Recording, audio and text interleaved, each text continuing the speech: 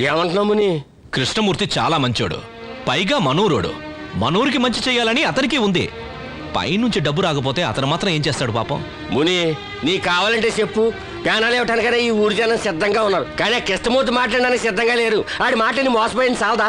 పోయినసారి ఆయన గెలిపించినప్పుడు ఇల్లు కట్టిస్తాను, రోడ్లు ఇస్తాను, నీటి కూడా పెట్టిస్తానని చెప్పాడు. ఏ ఒకటనే చేశాడా? అది కూడా వదిలి పోయిన ఏడాది సునామీ వచ్చినప్పుడు ఎంతమంది పిల్లలు అనాథలయ్యారు, ఎన్ని ఇళ్ళు కొట్టుకుపోయి తొంగి చూశాడా? ఏమీ చేయలేకపోయినందుకు అతను కూడా చాలా బాధపడుతున్నాడు. ఈసారి మనందరం కలిసి అతను గెలిపిద్దాం. తప్పకుండా మన ఊరికి మంచి చేస్తాడు. సరే, ఇంత ఖచ్చితంగా చెప్తున్నావు కదా, ఈసారి కూడా ఆయన గెలిపించాక ఏమీ చెయ్యకపోతే? అందరూ మన కులదైవం మునీశ్వరుడి గుడికి రండి, అక్కడ చెప్తాను. మన కులదైవం మునీశ్వరుడి సాక్షిగా చెప్తున్నాను, మనందరం ఈసారి కూడా కృష్ణమూర్తిని గెలిపిద్దాం.